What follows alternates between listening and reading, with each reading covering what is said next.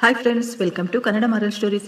ಕೆಲಸದಿಂದ ನಾನು ಮನೆಗೆ ಹೋದಾಗ ನನ್ನ ಹೆಂಡತಿ ಮೆಟ್ಟಿಲಿನ ಮೇಲಿಂದ ಕೆಳಗೆ ಬಿದ್ದು ಜೋರಾಗಿ ಅಳ್ತಾ ಇದ್ಲು. ನಾನು ಅವಳನ್ನು ವಿಚಾರಿಸಿದೆ, ಏನಾಯ್ತು ಅಂತ. ಆಗ ನನ್ನ ಹೆಂಡತಿ ಹೇಳಿದ ಎಲ್ಲ ಮಾತು ಕೇಳಿ ನಾನು ಶಾಕ್ ಆಗಿದ್ದೆ. ಮೇಲೆ ನನ್ನ ಅಮ್ಮ ಮತ್ತು ಅತ್ತಿಗೆ ನಗುತ್ತಾ ನಿಂತಿದ್ದರು. ನನ್ನ ಹೆಸರು ಶಂಕರ್. ನನ್ನ ವಿದ್ಯಾಭ್ಯಾಸ ಪೂರ್ತಿಯಾಗಿ ತುಂಬ ವರ್ಷಗಳು ಕಳೆದು ಹೋಗಿದ್ವು. ಆದರೆ ನನಗೆ ಒಳ್ಳೆಯ ಕೆಲಸ ಸಿಗಲೇ ಇಲ್ಲ. ಪ್ರತಿಯೊಂದು ಇಂಟರ್ವ್ಯೂನಲ್ಲೂ ತುಂಬ ನಿಷ್ಠೆಯಿಂದ ಉತ್ತರಗಳನ್ನು ಕೊಡ್ತಾ ಇದ್ದೆ.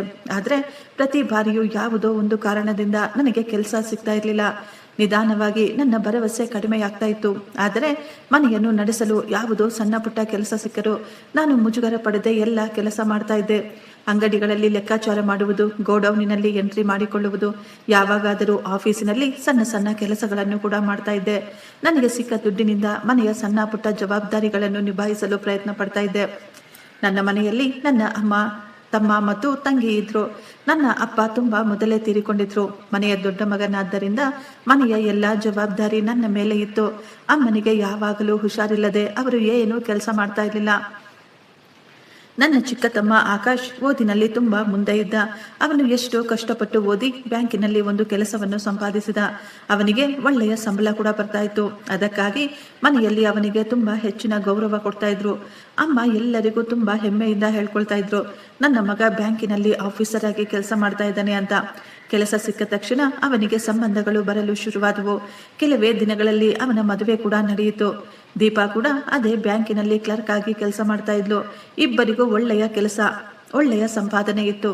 ಆದ್ದರಿಂದ ನಮ್ಮ ಮನೆಯಲ್ಲಿ ಅವರಿಬ್ಬರಿಗೂ ತುಂಬ ಹೆಚ್ಚಿನ ಗೌರವ ಸಿಗುತ್ತಿತ್ತು.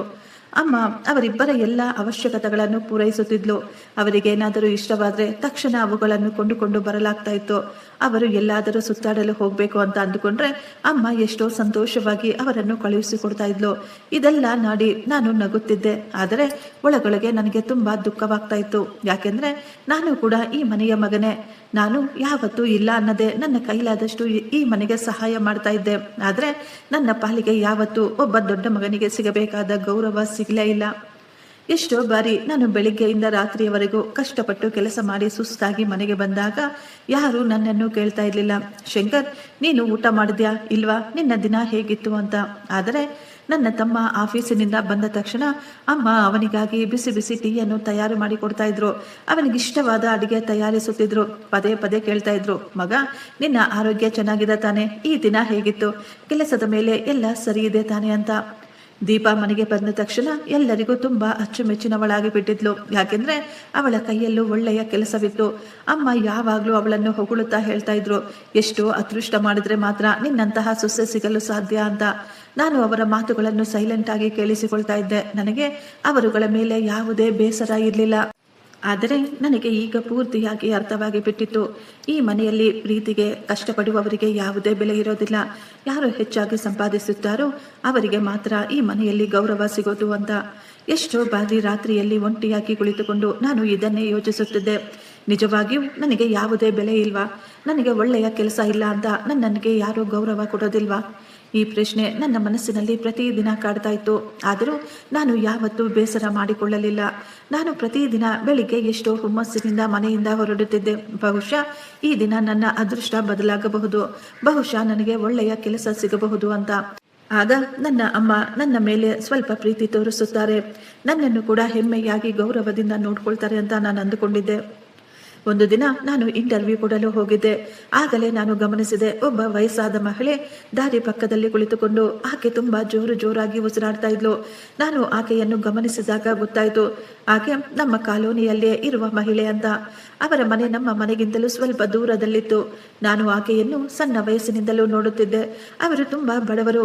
ಆಕೆ ಸಣ್ಣ ಸಣ್ಣ ಗೊಂಬೆಗಳನ್ನು ಮಾರಾಟ ಮಾಡಿ ಜೀವನ ನಡೆಸುತ್ತಿದ್ದರು. ಅವರ ಮನೆಯಲ್ಲಿ ಅವರ ಮಗಳು ಅಂಜಲಿ ಬಿಟ್ರೆ ಬೇರೆ ಯಾರೂ ಇರಲಿಲ್ಲ. ಬಹುಶಃ ಬಿಸಿಲಿನ ಕಾರಣದಿಂದ ಆಕೆಗೆ ಆರೋಗ್ಯ ಕೆಟ್ಟಿತ್ತು ಅನ್ಸುತ್ತೆ.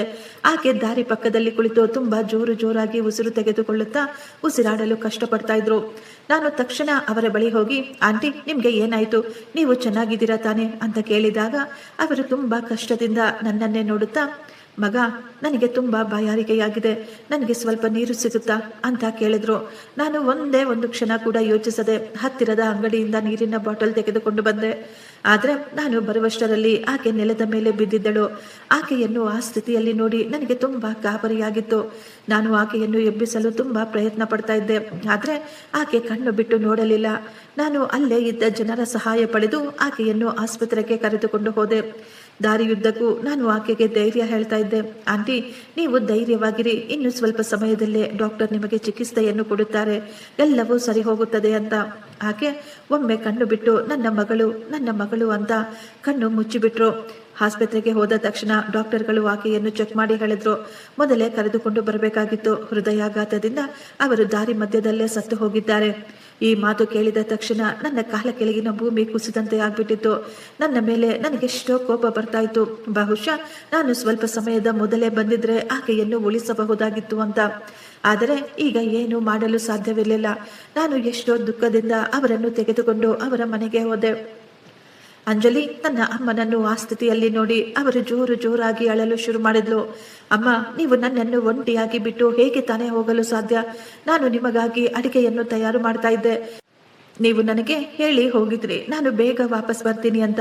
ಅಮ್ಮ, ಎದ್ದೇಳಿ ಅಮ್ಮ, ನನ್ನನ್ನು ನೋಡಿ, ದಯವಿಟ್ಟು ನನ್ನನ್ನು ಈ ರೀತಿ ಬಿಟ್ಟು ಹೋಗಬೇಡಿ. ಅವಳ ದುಃಖ, ಅವಳ ಕಣ್ಣೀರು ನೋಡಿ ನಮ್ಮ ಏರಿಯಾದ ಪೂರ್ತಿ ಜನ ಅಲ್ಲಿಗೆ ಬಂದು ಸೇರಿದ್ದರು. ಎಲ್ಲರೂ ಅವಳನ್ನು ಸಂಭಾಳಿಸುತ್ತಿದ್ರು. ಆದರೆ ಅವಳ ಕಣ್ಣೀರು ಮಾತ್ರ ನಿಲ್ಲಲೇ ಇಲ್ಲ. ಅದೇ ದಿನ ಎಲ್ಲರ ಸಹಾಯದಿಂದ ಆಕೆಯ ಅಂತಿಮ ಸಂಸ್ಕಾರಗಳನ್ನು ಮಾಡಿ ಮುಗಿಸಲಾಯಿತು. ಅಂಜಲಿ ಈಗ ಪೂರ್ತಿಯಾಗಿ ಒಂಟಿಯಾಗಿ ಬಿಟ್ಟಿದ್ಲು. ಅವಳ ಬಳಿ ಯಾವುದೇ ಸಂಬಂಧಿಕರಿರಲಿಲ್ಲ, ನನ್ನವರು ಅಂತ ಅವಳಿಗೆ ಯಾರೂ ಇರಲಿಲ್ಲ. ಅಕ್ಕಪಕ್ಕದವರು ಹೇಳ್ತಾ ಇದ್ರು, ಈಗ ಈ ಹೆಣ್ಣು ಮಗು ಪೂರ್ತಿಯಾಗಿ ಒಂಟಿಯಾಗಿ ಬಿಟ್ಟಿದ್ದಾಳೆ, ಇವಳಿಗೆ ನನ್ನವರು ಅಂತ ಯಾರೂ ಇಲ್ಲ, ಇವಳು ಒಂಟಿಯಾಗಿ ಹೇಗೆ ತಾನೇ ಬದುಕುತ್ತಾಳೋ ಏನೋ ಅಂತ. ಈ ಮಾತು ಕೇಳಿ ನನಗೆ ತುಂಬಾ ದುಃಖವಾಗ್ತಾ ಇತ್ತು. ನಾನು ತಕ್ಷಣ ನನ್ನ ಜೇಬಿನಲ್ಲಿ ಕೈ ಹಾಕಿ ನೋಡಿದೆ. ನನ್ನ ಬಳಿ ಸ್ವಲ್ಪ ದುಡ್ಡು ಮಾತ್ರ ಇತ್ತು.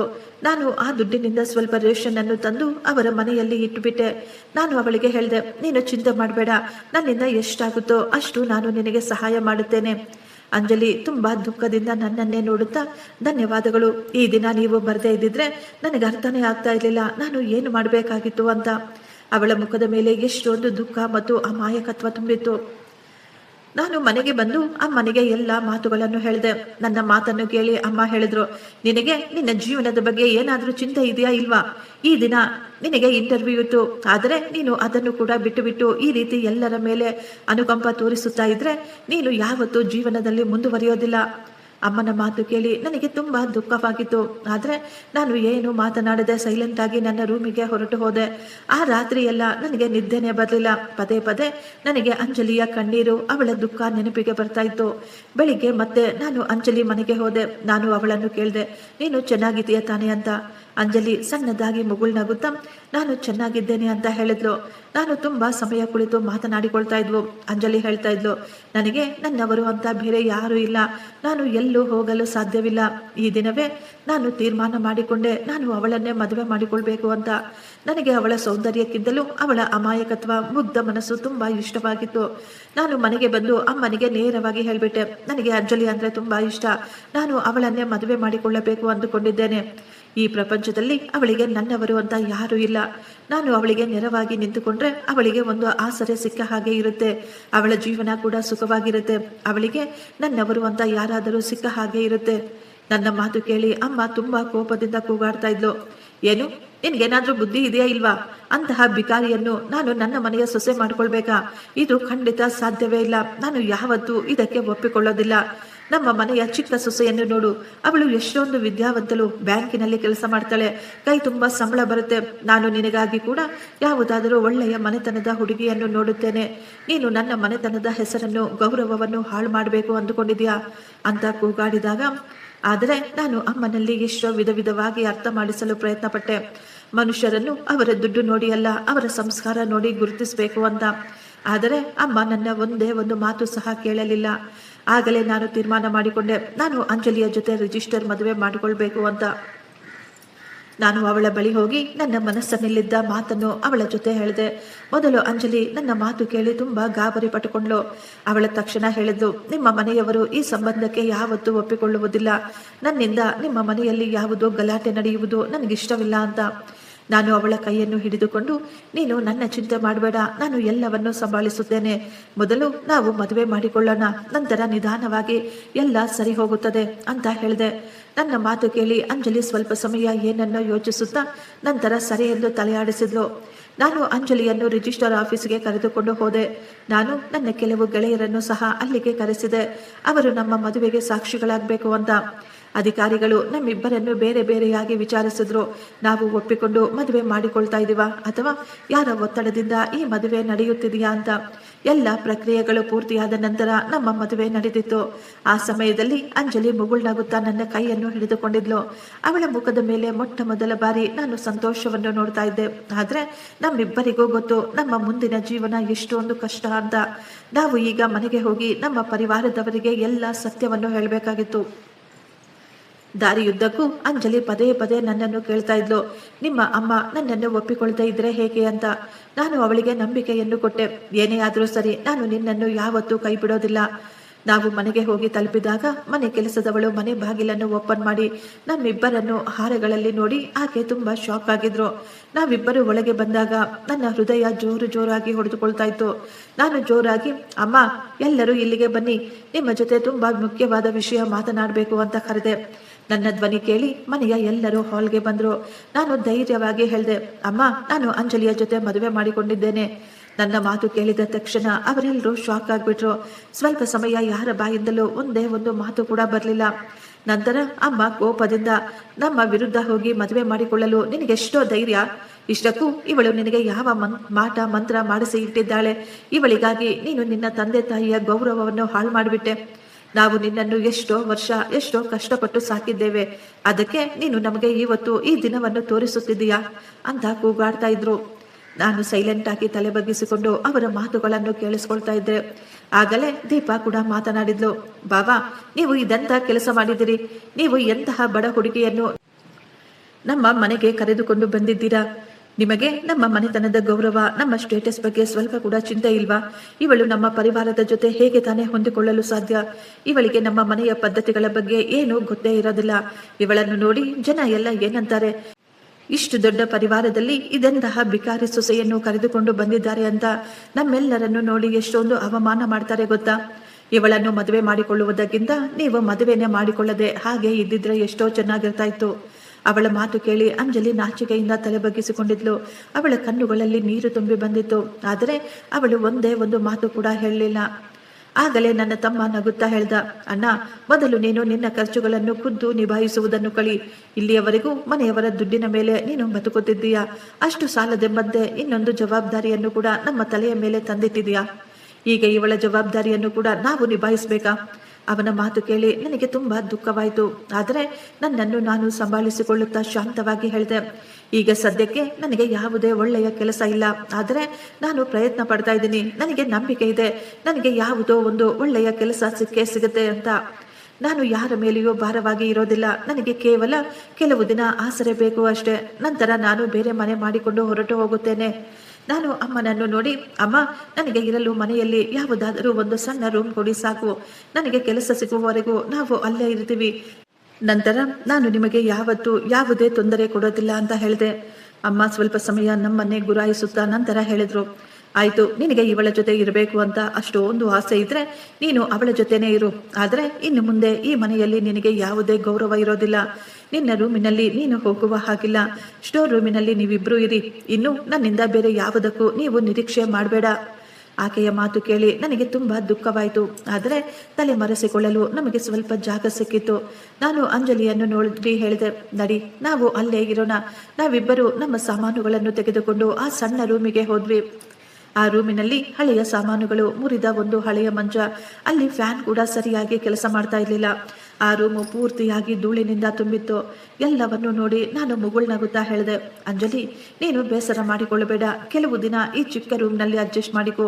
ನಂತರ ನಮಗೂ ನಮ್ಮದು ಅಂತ ಒಂದು ದೊಡ್ಡ ಮನೆ ಇರುತ್ತೆ. ಆದರೆ ಅಂಜಲಿಯ ಕಣ್ಣುಗಳಿಂದ ಕಣ್ಣೀರು ಬರ್ತಾ ಇತ್ತು. ನಾನು ಅಂಜಲಿಯ ಕೈಯನ್ನು ಹಿಡಿದುಕೊಂಡು, ನನ್ನನ್ನು ಕ್ಷಮಿಸಿಬಿಡು ಅಂಜಲಿ. ಮದುವೆಯಾದ ಮೇಲೆ ನಿನಗೆ ಸುಖ ಸಂತೋಷ ಕೊಡ್ತೀನಿ ಅಂತ ನಾನು ಪ್ರಮಾಣ ಮಾಡಿದ್ದೆ. ಆದರೆ ಮೊದಲನೆಯ ದಿನವೇ ನಿನಗಿಷ್ಟೊಂದು ಕಷ್ಟಗಳನ್ನು ಎದುರಿಸಬೇಕಾಗಿ ಬರ್ತಾ ಇದೆ. ಅಂತ ಹೇಳಿದಾಗ ಅಂಜಲಿ ಅಳುತ್ತಾ ಹೇಳಿದ್ಲು, ಇಲ್ಲ, ನೀವು ಈ ರೀತಿ ಮಾತನಾಡಬೇಡಿ. ನನಗೆ ದೊಡ್ಡ ಮನೆ ಅಥವಾ ಸಾಮಾನುಗಳ ಮೇಲೆ ಯಾವುದೇ ರೀತಿಯ ಮೋಹವಿಲ್ಲ. ನನಗೆ ಕೇವಲ ನಿಮ್ಮ ಜೊತೆ ಬೇಕು ಅಷ್ಟೇ. ನನ್ನಿಂದ ನಿಮ್ಮ ಅಮ್ಮ ನಿಮ್ಮ ಮೇಲೆ ಕೋಪ ಮಾಡಿಕೊಂಡಿದ್ದಾರೆ. ಅದಕ್ಕೆ ನಾನು ದುಃಖ ಪಡ್ತಾ ಇದ್ದೀನಿ. ನಾನು ಅವಳ ಕಣ್ಣೀರನ್ನು ಒರೆಸಿ ಹೇಳಿದೆ, ನೀನು ಯಾವತ್ತೂ ನಿನ್ನದು ತಪ್ಪು ಅಂತ ಅಂದುಕೊಳ್ಳಬೇಡ. ಏನೇ ನಡೆದರೂ ಅದು ನಮ್ಮ ತೀರ್ಮಾನ. ನಾನು ನನ್ನ ತೀರ್ಮಾನದ ಮೇಲೆ ಯಾವತ್ತೂ ಪಶ್ಚಾತ್ತಾಪ ಪಡೋದಿಲ್ಲ. ನಾನು ನಿನ್ನನ್ನು ಎಲ್ಲ ಸ್ಥಿತಿಯಲ್ಲೂ ಸಂತೋಷವಾಗಿ ಇಟ್ಟುಕೊಂಡಿರ್ತೀನಿ. ನಾನು ಅಂಜಲಿಗೆ ಅರ್ಥ ಮಾಡಿಸಿದೆ, ಈ ದಿನ ಯಾರೆಲ್ಲ ನಮ್ಮನ್ನು ನೋಡಿ ಆಡಿಕೊಳ್ಳುತ್ತಿದ್ದಾರೋ ನಾಳೆ ಒಂದು ದಿನ ಅವರೇ ನಮ್ಮನ್ನು ನೋಡಿ ಹೆಮ್ಮೆ ಪಡುತ್ತಾರೆ. ಅಲ್ಲಿಯವರೆಗೂ ನಾವು ಧೈರ್ಯ ಕೆಡಬಾರ್ದು ಅಷ್ಟೇ ಅಂತ ಹೇಳಿದಾಗ ಅವಳು ಸರಿ ಅಂತ ತಲೆಯಾಡಿಸಿದ್ಲು. ನಂತರ ನಾವಿಬ್ಬರು ಸೇರಿ ಆ ಸಣ್ಣ ರೂಮನ್ನು ಕ್ಲೀನ್ ಮಾಡಲು ಶುರು ಮಾಡಿದ್ವು. ನಾವಿಬ್ಬರು ಸೇರಿ ಆ ರೂಮನ್ನು ಪೂರ್ತಿಯಾಗಿ ಸ್ವಚ್ಛ ಮಾಡಿ ಅದನ್ನೇ ನಮ್ಮ ಮನೆ ಅಂತ ಅಂದುಕೊಂಡೆವು. ರಾತ್ರಿ ನಮ್ಮ ಕೆಲಸದ ಮಹಿಳೆ ಮಗ ಶಂಕರ್, ನಾನು ನಿಮಗಾಗಿ ಸ್ವಲ್ಪ ಊಟ ತಂದಿದ್ದೇನೆ. ಅಮ್ಮ ಅವರು ಹೇಳ್ತಾ ಇದ್ರು, ಈ ದಿನದಿಂದ ನಿಮ್ಮಿಬ್ಬರ ಊಟ ಸಪ್ರೇಟ್ ಆಗಿ ಮಾಡ್ಕೊಳ್ತೀರಾ ಅಂತ. ಆದರೆ ನಿಮ್ಮನ್ನು ನೋಡಿ ನನಗೆ ತುಂಬಾ ದುಃಖವಾಗ್ತಾ ಇತ್ತು. ಆದ್ದರಿಂದಲೇ ನಾನು ಯಾರಿಗೂ ಗೊತ್ತಾಗದ ಹಾಗೆ ಈ ಊಟವನ್ನು ತೆಗೆದುಕೊಂಡು ಬಂದಿದ್ದೇನೆ. ಆಕೆಯ ಮಾತು ಕೇಳಿ ನಾನು ಅವರಿಗೆ ಧನ್ಯವಾದಗಳನ್ನು ಹೇಳಿ ಊಟವನ್ನು ತೆಗೆದುಕೊಂಡೆ. ಆ ರಾತ್ರಿ ನಾನು ಮತ್ತು ಅಂಜಲಿ ಒಂದೇ ಪ್ಲೇಟಿನಲ್ಲಿ ಒಟ್ಟಿಗೆ ಕುಳಿತು ಊಟ ಮಾಡಿದೆವು. ಊಟ ಮಾಡಬೇಕಾದ್ರೆ ಅಂಜಲಿ ಪದೇ ಪದೇ ನನ್ನನ್ನೇ ನೋಡ್ತಾ ಇದ್ಲು. ಏನಾಯ್ತಮ್ಮ ಅಂತ ಕೇಳಿದಾಗ ಅವಳು ಮುಗುಳ್ನಗುತ್ತಾ, ಮೊಟ್ಟ ಮೊದಲ ಬಾರಿ ನನ್ನನ್ನು ಯಾರೋ ಇಷ್ಟೊಂದು ಪ್ರೀತಿಯಿಂದ ನೋಡಿಕೊಳ್ತಾ ಇದ್ದಾರೆ. ನನ್ನ ಬಳಿ ನಿಮಗೆ ಕೊಡಲು ಏನೂ ಇಲ್ಲ, ಆದರೂ ನೀವು ನನಗೆ ನಿಮ್ಮ ಹೆಸರನ್ನು ನಿಮ್ಮ ಜೊತೆಯನ್ನು ಕೊಟ್ಟಿದ್ದೀರಾ.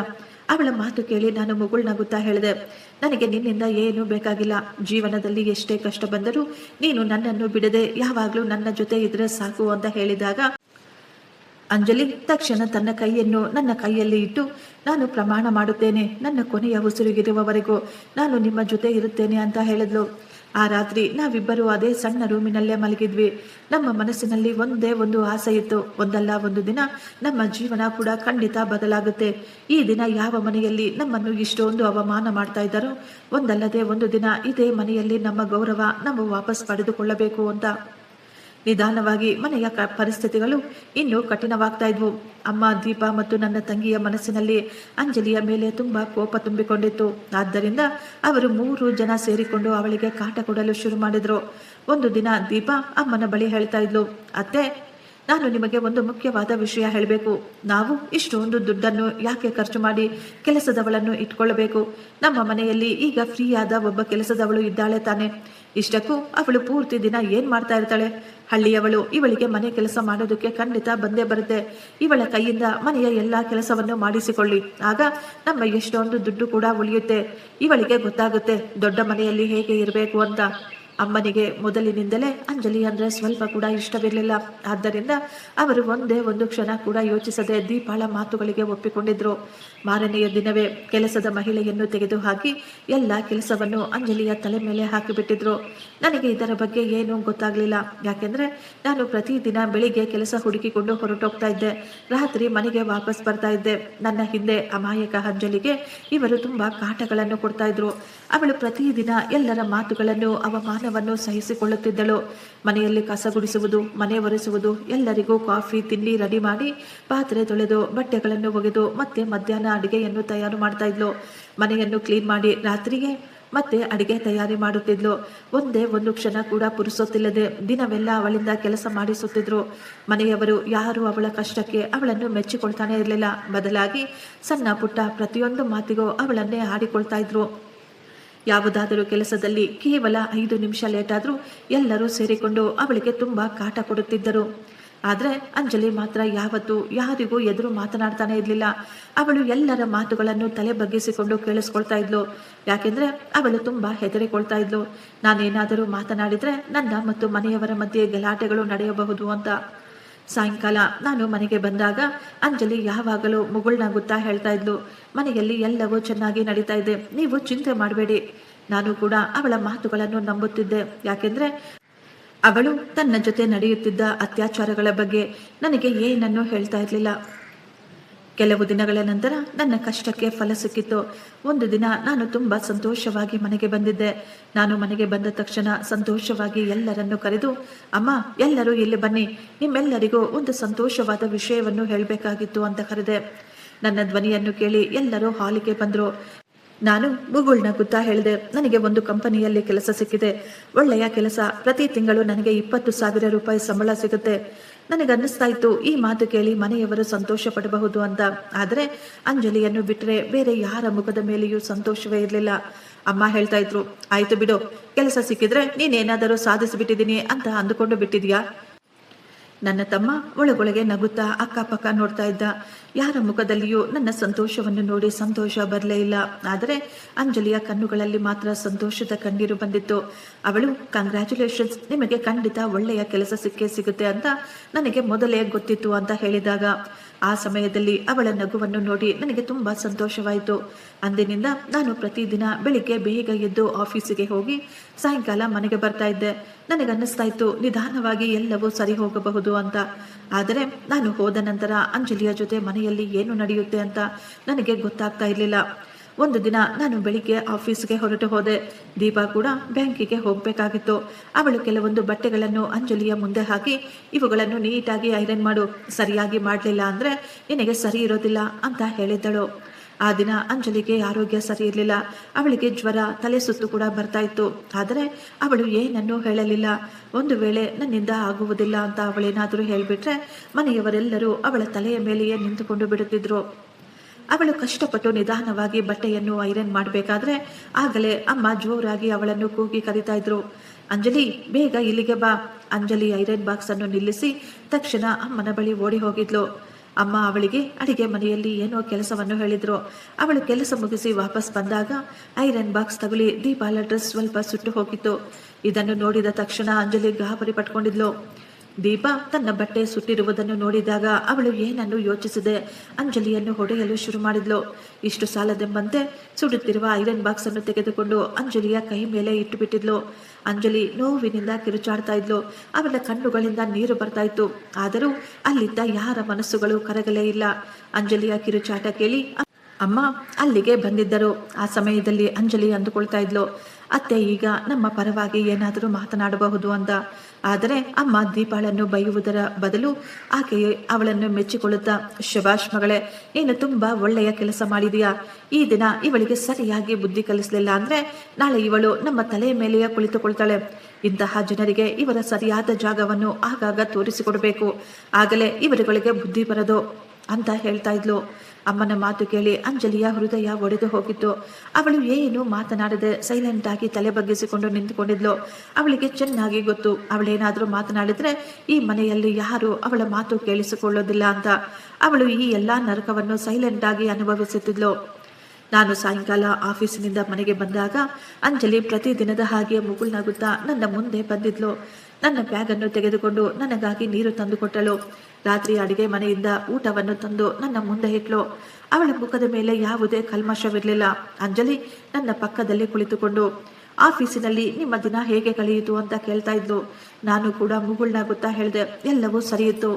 ಆಗಲೇ ನಾನು ಅಂಜಲಿಯ ಕೈಯನ್ನು ನೋಡಿದೆ. ಅವಳ ಕೈಗಳು ಪೂರ್ತಿಯಾಗಿ ಸುಟ್ಟು ಹೋಗಿದ್ದವು. ಅವಳ ಕೈ ಕೆಂಪಾಗಿ ಬಿಟ್ಟಿತ್ತು. ಅದನ್ನು ನೋಡಿ ನನಗೆ ತುಂಬಾ ಗಾಬರಿಯಾಗಿತ್ತು. ನಾನು ತಕ್ಷಣ ಅವಳ ಕೈಯನ್ನು ಹಿಡಿದುಕೊಂಡು, ಅಂಜಲಿ, ನಿನಗೇನಾಯಿತು? ನಿನ್ನ ಕೈ ಇಷ್ಟೊಂದು ಯಾಕೆ, ಹೇಗೆ ಸುಟ್ಟು ಹೋಯ್ತು ಅಂತ ಕೇಳಿದಾಗ ಅವಳು ತಲೆ ಬಗ್ಗಿಸಿಕೊಂಡು, ಏನೂ ಇಲ್ಲ ರೀ, ಅಡಿಗೆ ಮಾಡುವಾಗ ಕೈಗೆ ಸ್ವಲ್ಪ ತಗುಲಿತು, ಆದ್ದರಿಂದಲೇ ಕೈ ಸುಟ್ಟಿದೆ ಅಂತ ಸುಳ್ಳು ಹೇಳ್ತಾ ಇದ್ಲು. ನಾನು ಅವಳನ್ನೇ ನೋಡುತ್ತಾ ನನಗೆ ಅರ್ಥವಾಗ್ತಾ ಇತ್ತು ಅವಳು ನನ್ನ ಬಳಿ ಸುಳ್ಳು ಹೇಳ್ತಾ ಇದ್ದಾಳೆ ಅಂತ. ನಾನು ಅಂಜಲಿಗೆ ತಕ್ಷಣ ಹೇಳಿದೆ, ಅಡಿಗೆ ಮಾಡಬೇಕಾದ್ರೆ ಕೈಗಳು ಈ ರೀತಿ ಸುಡೋದಿಲ್ಲ. ಒಂದು ವೇಳೆ ನಿಜವಾಗಿಯೂ ಸುಟ್ಟಿದ್ರೆ ನೀನು ಇದಕ್ಕೆ ಔಷಧಿಗಳನ್ನು ಯಾಕೆ ಹಾಕಿಕೊಳ್ಳಲಿಲ್ಲ? ಅವಳು ಮತ್ತೆ ಅದೇ ಮಾತು ಹೇಳಿದ್ಲು, ನೀವು ಚಿಂತೆ ಮಾಡಬೇಡಿ, ನಾನು ಚೆನ್ನಾಗಿದ್ದೇನೆ. ಆದರೆ ನನ್ನ ಮನಸ್ಸಿಗೆ ಮಾತ್ರ ಅನ್ನಿಸ್ತಾ ಇತ್ತು, ಇಲ್ಲ, ಇಲ್ಲಿ ಏನೋ ತಪ್ಪು ನಡೀತಾ ಇದೆ, ಅಂಜಲಿ ನನ್ನಿಂದ ಏನೋ ಮುಚ್ಚಿಡ್ತಾ ಇದ್ದಾಳೆ ಅಂತ. ನನಗೆ ಅರ್ಥವಾಗಿತ್ತು. ನಾನು ಪ್ರೀತಿಯಿಂದ ಅವಳಿಗೆ ಔಷಧಿಗಳನ್ನು ಹಚ್ಚುತ್ತಾ, ಅಂಜಲಿ, ನೀನು ಮೊದಲು ನಿನ್ನ ಕಡೆ ಗಮನ ಕೊಡು. ನೀನು ಪೂರ್ತಿ ದಿನ ಏನೋ ಒಂದು ಕೆಲಸ ಮಾಡ್ತಾನೆ ಇರ್ತೀಯ. ನಿನಗೇನಾದರೂ ಆದರೆ ನನಗೆ ತುಂಬ ದುಃಖವಾಗುತ್ತೆ ಅಂತ ಹೇಳಿದಾಗ ಅವಳು ನನ್ನನ್ನೇ ನೋಡುತ್ತಾ, ನನಗೆ ಏನೂ ಆಗೋದಿಲ್ಲ, ನೀವು ಅಷ್ಟೊಂದು ಚಿಂತೆ ಮಾಡಬೇಡಿ. ನಿಮಗೆ ಇನ್ನು ಈಗ ತಾನೇ ಹೊಸದಾಗಿ ಕೆಲಸ ಸಿಕ್ಕಿದೆ, ನೀವು ಕಷ್ಟಪಟ್ಟು ಕೆಲಸವನ್ನು ಮಾಡಿ ಅಂತ ಹೇಳಿದ್ಲು. ನಾನು ಅವಳ ಮಾತು ಕೇಳಿ ಸುಮ್ಮನಾಗಿ ಬಿಟ್ಟೆ. ಆದರೆ ನನ್ನ ಮನಸ್ಸಿನಲ್ಲಿ ಅನುಮಾನ ಶುರುವಾಗಿತ್ತು. ಇವಳು ನನಗೆ ಸತ್ಯ ಹೇಳ್ತಾ ಇಲ್ಲ ಅನ್ನುವ ಅನುಮಾನ. ನಿಧಾನವಾಗಿ ಸಮಯ ಕಳೆಯುತ್ತಿತ್ತು. ನಾನು ಪ್ರತಿದಿನ ಬೆಳಿಗ್ಗೆ ಆಫೀಸ್ಗೆ ಹೊರಟೋಗ್ತಾ ಇದ್ದೆ, ಸಾಯಂಕಾಲ ಮನೆಗೆ ವಾಪಸ್ ಬರುತ್ತಿದ್ದೆ.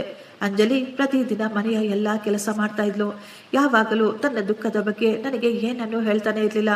ಒಂದು ದಿನ ನಾನು ಸಾಯಂಕಾಲ ಆಫೀಸಿನಿಂದ ಸ್ವಲ್ಪ ಲೇಟಾಗಿ ಮನೆಗೆ ಬಂದೆ. ಮನೆಗೆ ಬಂದಾಗ ಎಲ್ಲರೂ ಹಾಲಿನಲ್ಲೇ ಕುಳಿತುಕೊಂಡಿದ್ರು. ಅಮ್ಮ ಆಕಾಶ್ ಮತ್ತು ದೀಪಾಳನ್ನು ನೋಡಿ ತುಂಬಾ ಪ್ರೀತಿಯಿಂದ, ಅರೆ ಮಕ್ಕಳ, ಬೇಗ ಬೇಗ ಬಂದು ಕುಳಿತುಕೊಳ್ಳಿ.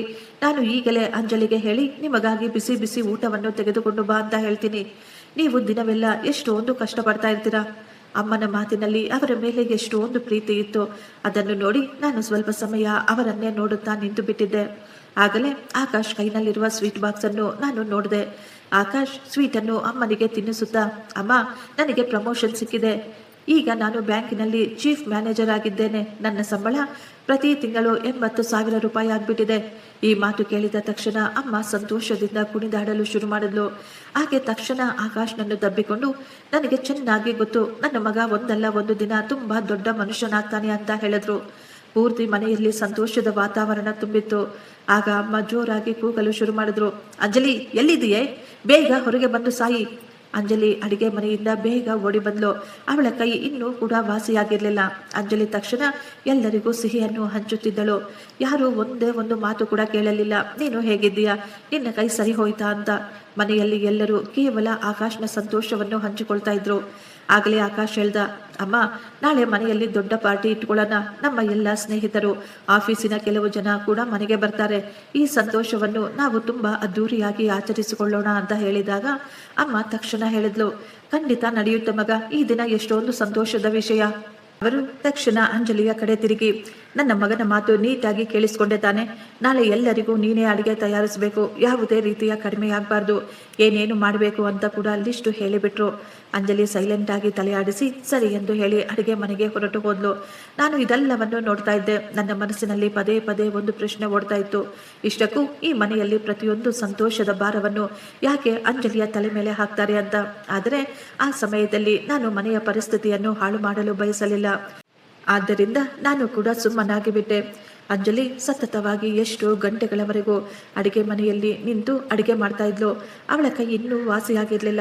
ಆ ನೋವಿನಲ್ಲಿ, ಆ ದುಃಖದಲ್ಲಿ ಅವಳು ನಿಂತು ಅಡಿಗೆ ತಯಾರು ಮಾಡ್ತಾ ಇದ್ಲು. ಅವಳಿಗೆ ಚೆನ್ನಾಗಿ ಗೊತ್ತು, ಅವಳಿಂದ ಏನಾದರೂ ಸಣ್ಣ ತಪ್ಪಾದರೂ ಎಲ್ಲರೂ ಅವಳ ಮೇಲೆ ಕೋಪಿಸಿಕೊಳ್ಳುತ್ತಾರೆ ಅಂತ. ಆಗಲೇ ಅಮ್ಮ ನನಗೆ ಹೇಳಿದ್ರು, ಮಗ, ನನಗೆ ಸ್ವಲ್ಪ ಹುಷಾರಿಲ್ಲ ಅಂತ ಅನ್ನಿಸ್ತಾ ಇದೆ, ನೀನು ಮೆಡಿಕಲ್ ಸ್ಟೋರ್ಗೆ ಹೋಗಿ ನನಗಾಗಿ ಸ್ವಲ್ಪ ಔಷಧಿಗಳನ್ನು ತೆಗೆದುಕೊಂಡು ಬಾ. ನಾನು ಏನನ್ನು ಯೋಚನೆ ಮಾಡಿದೆ, ಸರಿ ಅಂತ ಹೇಳಿ ಮೆಡಿಕಲ್ ಸ್ಟೋರ್ಗೆ ಹೋದೆ. ನನಗೆ ಗೊತ್ತಾಗಲಿಲ್ಲ, ನಾನು ಹೋದ ತಕ್ಷಣ ಮತ್ತೆ ಅಂಜಲಿಯ ಜೊತೆ ಇವರು ಕೆಟ್ಟದಾಗಿ ನಡೆದುಕೊಳ್ತಾರೆ ಅಂತ. ಮನೆಯಲ್ಲಿ ಬೆಳಿಗ್ಗೆಯಿಂದ ಪಾರ್ಟಿಯ ತಯಾರಿಗಳು ನಡೆಯುತ್ತಿತ್ತು. ಅಂಜಲಿ ಒಬ್ಬಳೇ ಎಲ್ಲ ಕೆಲಸ ಮಾಡ್ತಾ ಇದ್ಲು. ಬೆಳಿಗ್ಗೆಯಿಂದ ಏನನ್ನು ತಿನ್ನದೆ ಸತತವಾಗಿ ಕೆಲಸ ಮಾಡುತ್ತಿದ್ದರಿಂದ ಅಂಜಲಿಯ ಆರೋಗ್ಯ ಬಿಗಡಾಯಿಸುತ್ತಿತ್ತು. ಅವಳಿಗೆ ಪದೇ ಪದೇ ತಲೆ ಸುತ್ತುತ್ತಿತ್ತು. ಆದರೂ ಅವಳು ವಿಶ್ರಾಂತಿ ತೆಗೆದುಕೊಳ್ಳದೆ ಕೆಲಸ ಮಾಡ್ತಾ ಇದ್ಲು. ಅಂಜಲಿಯ ಈ ಸ್ಥಿತಿಯನ್ನು ಅಮ್ಮ ನೋಡಿ ತಕ್ಷಣ ಅವರು ದೀಪಾಳ ಬಳಿ ಹೋಗಿ ಹೇಳ್ತಾ ಇದ್ರು, ಇವಳು ಅತಿಥಿಗಳ ಮುಂದೆ ಏನಾದರೂ ಪ್ರಜ್ಞೆ ತಪ್ಪಿ ಬಿದ್ದು ಹೋದರೆ ನಮಗೆ ತುಂಬಾ ಕೆಟ್ಟ ಹೆಸರು ಬರುತ್ತೆ. ಹೋಗು, ತಕ್ಷಣ ಹೋಗಿ ರಾತ್ರಿ ಉಳಿದ ಸ್ವಲ್ಪ ಊಟವನ್ನು ಅವಳಿಗೆ ಕೊಟ್ಟುಬಿಡು. ಸ್ವಲ್ಪ ಊಟ ತಿಂದು ಶಕ್ತಿ ತಂದುಕೊಳ್ಳಲಿ. ಅವಳು ಕೆಲಸ ಮಾಡಲಿಲ್ಲ ಅಂದರೆ ಇನ್ನು ಯಾರು ಮಾಡ್ತಾರೆ ಹೇಳು.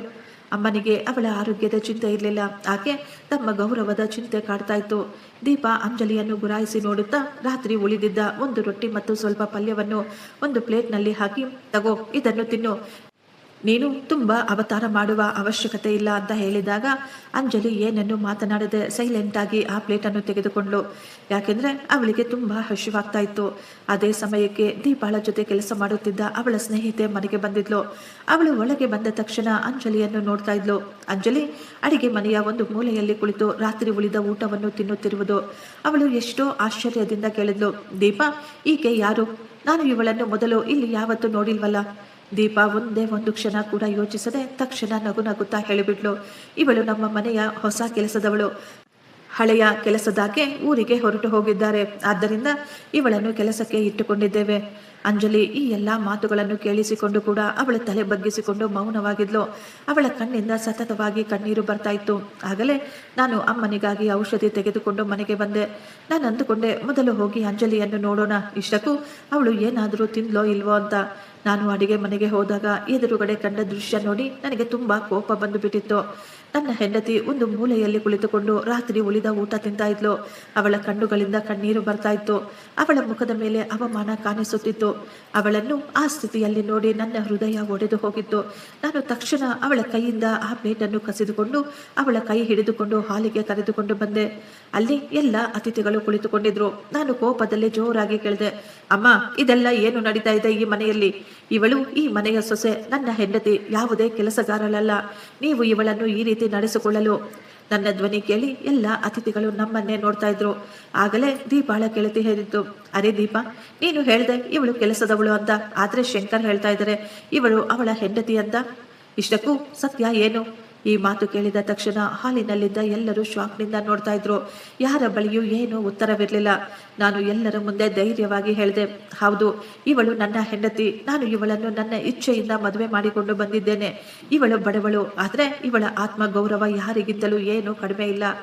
ಈ ದಿನ ಇವಳ ಜೊತೆ ನನ್ನ ಮನೆಯವರು ಯಾವ ರೀತಿ ನಡೆದುಕೊಳ್ತಾ ಇದ್ದಾರೆ ಅಂದರೆ ಅದನ್ನು ನೋಡಿ ನನಗೆ ನಾಚಿಕೆಯಾಗ್ತಾ ಇದೆ. ನನ್ನ ಮಾತು ಕೇಳಿ ಅಮ್ಮ ಕೋಪದಿಂದ ನನ್ನ ಬಳಿ ಬಂದು, ನೀನು ಎಲ್ಲರ ಮುಂದೆ ಇದೇನು ನಾಟಕ ಶುರು ಮಾಡಿಬಿಟ್ಟಿದೆಯೋ? ನಮ್ಮ ಮನೆತನದ ಗೌರವವನ್ನು ನೀನು ಹಾಳು ಮಾಡಬೇಕು ಅಂತ ಅಂದುಕೊಂಡಿದ್ಯಾ? ಮರ್ಯಾದೆಯಾಗಿ ನಿನ್ನ ಹೆಂಡತಿಯನ್ನು ಕರೆದುಕೊಂಡು ನಿನ್ನ ರೂಮಿಗೆ ಹೋಗು ಅಂತ ಹೇಳಿದ್ರು. ನಾನು ಅವರ ಕಣ್ಣುಗಳಲ್ಲೇ ಧೈರ್ಯವಾಗಿ ನೋಡುತ್ತಾ, ಇಲ್ಲ, ಈ ದಿನ ಅಲ್ಲ, ಇದೆಲ್ಲ ಈಗ ತುಂಬ ಜಾಸ್ತಿಯಾಗಿ ಹೋಯಿತು. ನಾನು ಇವಳನ್ನು ರೂಮಿಗೆ ಕರೆದುಕೊಂಡು ಹೋಗೋದಿಲ್ಲ. ನಾನು ಇನ್ನು ಮುಂದೆ ಈ ಮನೆಯಲ್ಲಿ ಕೂಡ ಇರೋದಿಲ್ಲ ಅಂತ ಹೇಳುತ್ತಾ ನಾನು ಅಂಜಲಿಯನ್ನು ರೂಮಿಗೆ ಕರೆದುಕೊಂಡು ಹೋಗಿ ಅವಳ ಕೈ ಹಿಡಿದುಕೊಂಡು ಹೇಳಿದೆ, ಇನ್ನು ಒಂದೇ ಒಂದು ದಿನ ಕೂಡ ಇಲ್ಲಿ ಇರುವ ಅವಶ್ಯಕತೆ ಇಲ್ಲ.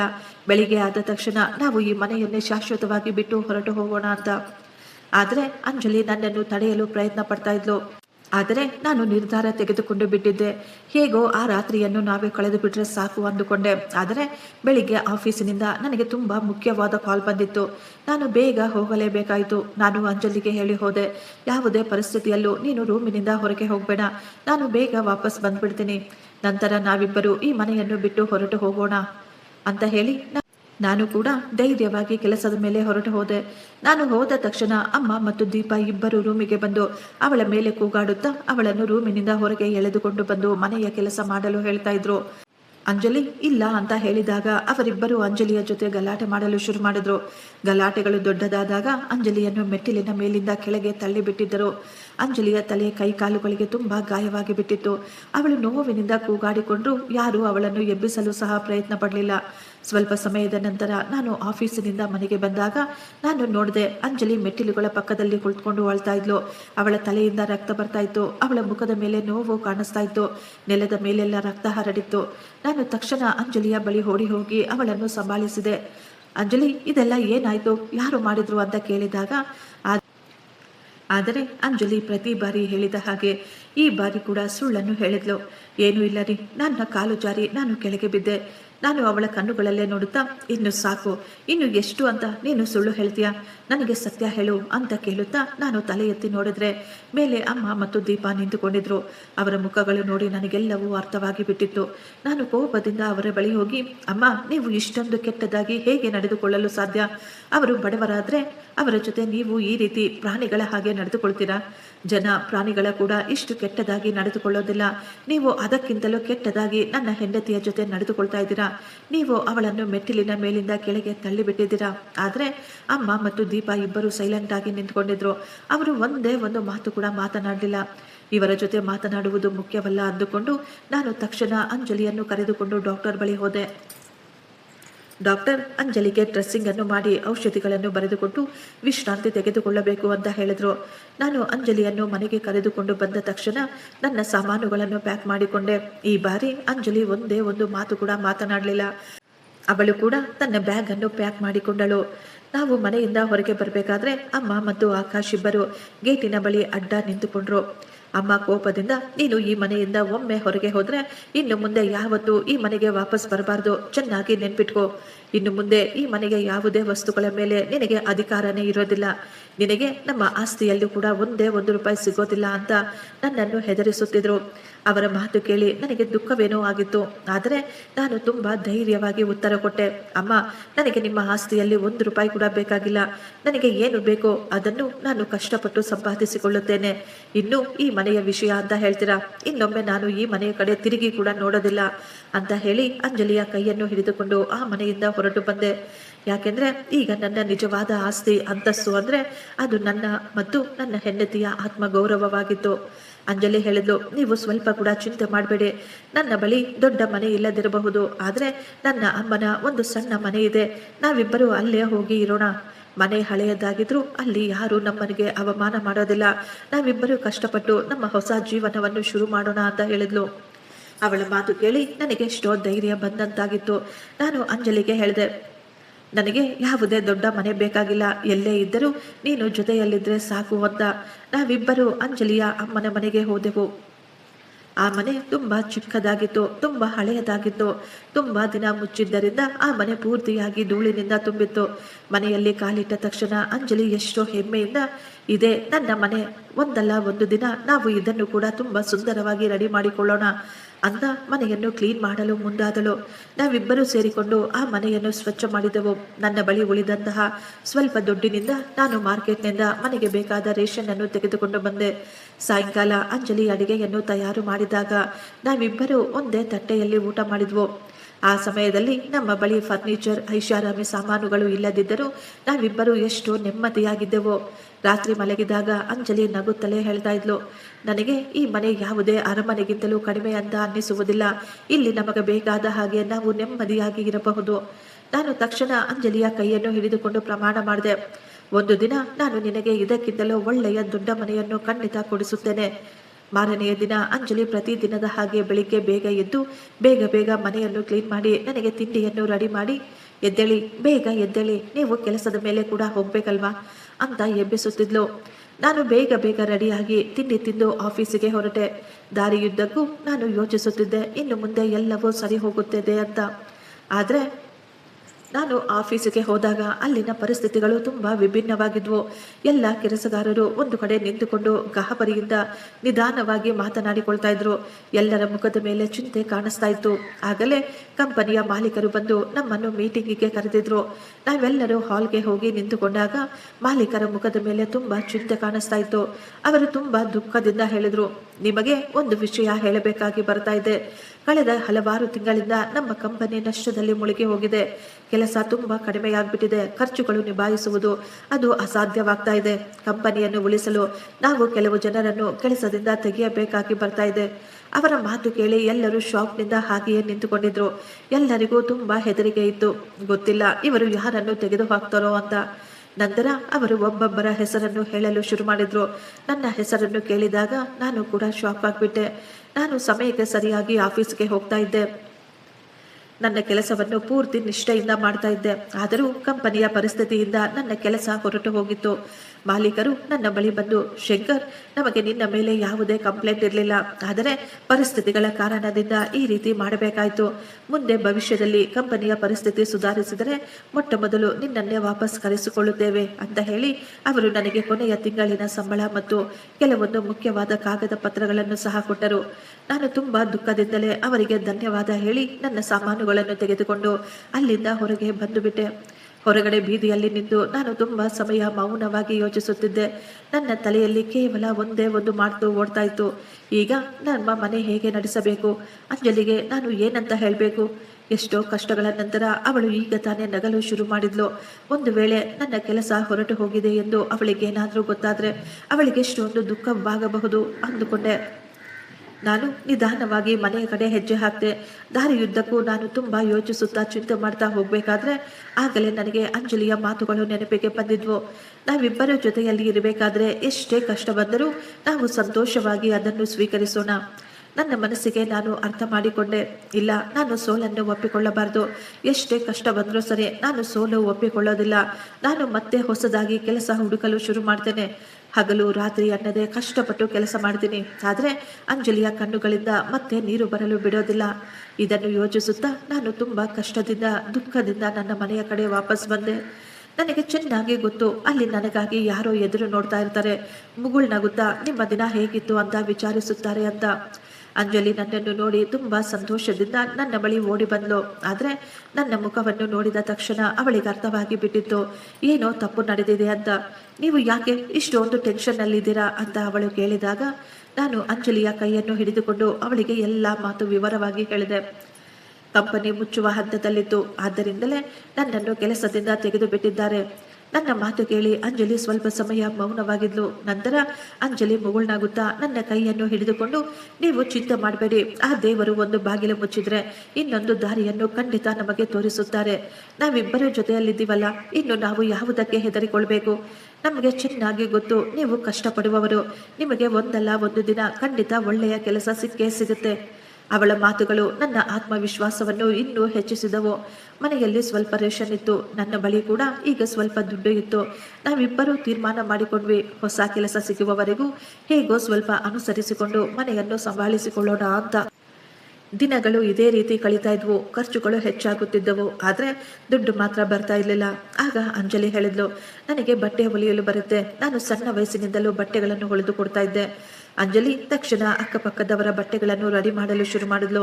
ಸಣ್ಣದಾಗಿ ಶುರುವಾದ ಅವಳ ಕೆಲಸ ಈಗ ಸುತ್ತಮುತ್ತಲೂ ಇರುವ ಎಲ್ಲ ಜನರು ಅವಳನ್ನು ಹುಡುಕಿಕೊಂಡು ಬರ್ತಾ ಇದ್ದು. ಅದರಿಂದ ಬರುವ ಸ್ವಲ್ಪ ದುಡ್ಡಿನಿಂದ ಮನೆಯ ಖರ್ಚುಗಳು ಹೇಗೋ ನಡೆದು ಹೋಗ್ತಾ ಇದ್ವು. ನಾನು ಕೂಡ ಪ್ರತಿದಿನ ಬೇಗ ಹೋಗಿ ಪೂರ್ತಿ ನಗರದಲ್ಲಿ ಕೆಲಸವನ್ನು ಹುಡುಕಾಡ್ತಾ ಇದ್ದೆ. ಕೆಲವು ದಿನಗಳ ನಂತರ ನನಗೆ ಒಂದು ಸಣ್ಣ ಫ್ಯಾಕ್ಟರಿಯಲ್ಲಿ ಕೆಲಸ ಕೂಡ ಸಿಕ್ಕಿತ್ತು.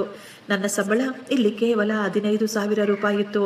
ಆದರೆ ಆ ಸಮಯದಲ್ಲಿ ನನಗೆ ಅದೇ ತುಂಬ ಹೆಚ್ಚು ಅನ್ನಿಸ್ತಾ ಇತ್ತು. ಕೆಲಸ ಚಿಕ್ಕದಾಗಿದ್ದರೂ ನಿಷ್ಠೆಯಿಂದ ನಾನು ಕೆಲಸ ಮಾಡ್ತಾ ಇದ್ದೆ. ನಮ್ಮ ಜೀವನ ಇನ್ನು ಮುಂದೆ ಸರಿ ಹೋಗಬಹುದು ಅಂತ. ನಾನು ಪ್ರತಿದಿನ ಬೆಳಿಗ್ಗೆ ಬೇಗ ಎದ್ದೇಳ್ತಾ ಇದ್ದೆ. ಅಂಜಲಿ ನನಗಾಗಿ ಸ್ವಲ್ಪ ತಿಂಡಿ ರೆಡಿ ಮಾಡಿ ಕೊಡ್ತಾ ಇದ್ಲು. ನಾನು ತಿಂಡಿ ತಿಂದು ಫ್ಯಾಕ್ಟ್ರಿಗೆ ಹೊರಟು ಹೋಗ್ತಾ ಇದ್ದೆ. ಅಂಜಲಿ ಮನೆಯಲ್ಲಿ ಕುಳಿತು ಹೊಲಿಗೆ ಕೆಲಸ ಮಾಡ್ತಾ ಇದ್ಲು. ಸಾಯಂಕಾಲ ನಾನು ಮನೆಗೆ ವಾಪಸ್ ಬಂದಾಗ ನಾವಿಬ್ಬರು ಒಟ್ಟಿಗೆ ಕುಳಿತು ಪೂರ್ತಿ ದಿನದ ಕಷ್ಟ ಸುಖವನ್ನು ಮಾತನಾಡಿಕೊಳ್ತಾ ಇದ್ವು. ಒಂದು ದಿನ ನಾನು ಆಫೀಸಿನಿಂದ ಮನೆಗೆ ಬಂದಾಗ ಅಂಜಲಿ ನೆಲದ ಮೇಲೆ ಕುಳಿತುಕೊಂಡಿದ್ಲು. ಅವಳ ಮುಂದೆ ಕೆಲವೊಂದು ಪುಸ್ತಕಗಳಿದ್ವು. ನಾನು ಆಶ್ಚರ್ಯದಿಂದ ಅವಳ ಪಕ್ಕದಲ್ಲಿ ಕುಳಿತುಕೊಂಡು ಮುಗುಳ್ನಾಗುತ್ತಾ ಕೇಳಿದೆ, ಅಂಜಲಿ, ಇದು ಎಂತಹ ಪುಸ್ತಕ?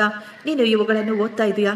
ನನ್ನ ಮಾತು ಕೇಳಿದ ತಕ್ಷಣ ಅಂಜಲಿ ಆ ಬುಕ್ಕುಗಳನ್ನು ಮುಚ್ಚಿ ಸ್ವಲ್ಪ ಸಮಯ ಸೈಲೆಂಟ್ ಆಗಿ ಕುಳಿತುಕೊಂಡಳು. ನಂತರ ತುಂಬ ನಿಧಾನವಾಗಿ, ನಾನು ಸೆಕೆಂಡ್ ಇಯರ್ ಮುಗಿದ ನಂತರ ತುಂಬ ಕಷ್ಟಪಟ್ಟು ಡಿಗ್ರಿ ಪೂರ್ತಿ ಮಾಡಿದೆ. ನನ್ನ ಕನಸು ನಾನು UPSC ಪೂರ್ತಿ ಮಾಡಬೇಕು, ಒಂದು ದಿನ ಕಲೆಕ್ಟರ್ ಆಗಬೇಕು ಎನ್ನುವುದು. ಆದರೆ ನಮ್ಮ ಆರ್ಥಿಕ ಸ್ಥಿತಿ ಹೇಗಿತ್ತು ಅಂದರೆ, ಅಮ್ಮ 2 ಹೊತ್ತಿನ ಊಟಕ್ಕಾಗಿ ಹಗಲು ರಾತ್ರಿ ಎನ್ನದೇ ಎಷ್ಟೋ ಕಷ್ಟಪಡ್ತಾ ಇದ್ಲು. ನನಗೆ ಕೋಚಿಂಗಿಗೆ ಕೂಡ ದುಡ್ಡಿರಲಿಲ್ಲ. ಇನ್ನು ಈ ದುಬಾರಿ ಪುಸ್ತಕಗಳನ್ನು ಕೊಂಡುಕೊಳ್ಳುವುದು ಅದು ತುಂಬ ದೂರದ ಮಾತಾಗಿತ್ತು. ಆದ್ದರಿಂದಲೇ ನಾನು ನನ್ನ ಕನಸನ್ನು ಮಧ್ಯದಲ್ಲಿಯೇ ಬಿಡಬೇಕಾಯ್ತು. ಅಮ್ಮನ ಜೊತೆ ಕೆಲಸ ಮಾಡಲು ಶುರು ಮಾಡಿದೆ. ಆದರೆ ಸತ್ಯ ಹೇಳಬೇಕಂದ್ರೆ ಈ ದಿನ ಕೂಡ ನನ್ನ ಕನಸು ನನ್ನ ಮನಸ್ಸಿನಲ್ಲಿ ಹಾಗೆಯೇ ಇದೆ. ನಾನು ಈಗ ಕೂಡ ಓದಬೇಕು ಅಂತ ಅಂದುಕೊಳ್ತಾ ಇದ್ದೀನಿ. ಒಂದು ದಿನ ನಾನು ಕಷ್ಟಪಟ್ಟು ಓದಿ ಕಲೆಕ್ಟರ್ ಆಗಬೇಕು ಅಂತ ಕನಸು ಕಾಣ್ತಾ ಇದ್ದೀನಿ. ಅವಳ ಮಾತು ಕೇಳಿ ನಾನು ಆಶ್ಚರ್ಯದಿಂದ ಸ್ವಲ್ಪ ಸಮಯ ಅವಳನ್ನೇ ನೋಡ್ತಾ ಇದ್ದೆ. ನನಗೆ ನಂಬಿಕೆನೇ ಬರಲಿಲ್ಲ.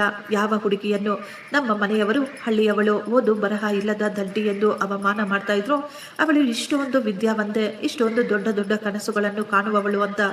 ನನ್ನ ಕಣ್ಣ ಮುಂದೆ ಒಂದೇ ಕ್ಷಣದಲ್ಲಿ ಎಲ್ಲವೂ ಬದಲಾಗಿ ಹೋಗಿತ್ತು. ಅಂಜಲಿ ನನ್ನನ್ನೇ ನೋಡುತ್ತಾ, ದಯವಿಟ್ಟು ನನ್ನನ್ನು ಕ್ಷಮಿಸಿಬಿಡಿ. ನಾನು ಇಲ್ಲಿಯವರೆಗೂ ನಿಮಗೆ ಈ ಸತ್ಯವನ್ನು ಹೇಳಿರಲಿಲ್ಲ. ನನಗೆ ನಿಮಗೆ ಮೋಸ ಮಾಡಬೇಕು ಅಂತ ಅಂದುಕೊಳ್ಳಲಿಲ್ಲ.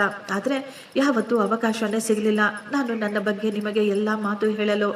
ನಾನು ತಕ್ಷಣ ಅವಳ ಕೈ ಹಿಡಿದುಕೊಂಡು ಮುಗುಳ್ನಾಗುತ್ತಾ ಹೇಳಿದೆ, ನೀನು ಯಾವ ವಿಷಯಕ್ಕಾಗಿ ಕ್ಷಮಾಪಣೆ ಕೇಳ್ತಾ ಇದೆಯಾ? ನನಗೆ ಈ ದಿನ ಮೊದಲಿಗಿಂತಲೂ ನಿನ್ನ ಮೇಲೆ ತುಂಬ ಹೆಚ್ಚಿನ ಹೆಮ್ಮೆ ಅನ್ನಿಸ್ತಾ ಇದೆ. ನೀನು ಇಷ್ಟೊಂದು ದೊಡ್ಡ ಕನಸುಗಳನ್ನು ಕಾಣ್ತಾ ಇದೆಯಾ? ಇಷ್ಟೊಂದು ಕಷ್ಟ ಅನುಭವಿಸಿದ ನಂತರ ನಿನ್ನ ಮನಸ್ಸಿನಲ್ಲಿ ಆ ಕನಸು ಇನ್ನೂ ಜೀವಂತವಾಗಿದೆ. ನಿಜವಾಗಿಯೂ ನಿನ್ನ ತುಂಬ ದೊಡ್ಡ ಗೆಲುವು ಇದೆ. ನಿಜವಾಗಿಯೂ ನೀನು ಕಲೆಕ್ಟರ್ ಆಗಬೇಕು ಅಂತ ಆಸೆ ಪಟ್ರೆ ಇದು ಕೇವಲ ನಿನ್ನೊಬ್ಬಳ ಕನಸು ಮಾತ್ರವಲ್ಲ. ಇನ್ನು ಮುಂದೆ ಇದು ನಮ್ಮ ಕನಸು. ನಾವಿಬ್ಬರೂ ಸೇರಿಕೊಂಡು ಇದನ್ನು ಪೂರ್ತಿ ಮಾಡೋಣ. ನನ್ನ ಮಾತು ಕೇಳಿ ಅಂಜಲಿಯ ಕಣ್ಣುಗಳಲ್ಲಿ ನೀರು ತುಂಬಿತ್ತು. ಅವಳು ತುಂಬಾ ದುಃಖದಿಂದ ಹೇಳಿದ್ಲು, ನೀವು ಅಂದುಕೊಂಡಷ್ಟು ಸುಲಭವಲ್ಲ ಈ ದಾರಿ. ತುಂಬಾ ವರ್ಷ ತುಂಬಾ ಕಷ್ಟಪಡಬೇಕಾಗುತ್ತೆ. ತುಂಬಾ ವಿಷಯಗಳನ್ನು ತಿಳಿದುಕೊಳ್ಳಬೇಕು, ತುಂಬಾ ಓದಬೇಕು. ಪರೀಕ್ಷೆಗಳು, ಇಂಟರ್ವ್ಯೂ ಎಲ್ಲದರಲ್ಲಿಯೂ ಸಫಲವಾದಾಗ ಮಾತ್ರ ನನ್ನ ಕನಸು ನೆರವೇರುತ್ತದೆ.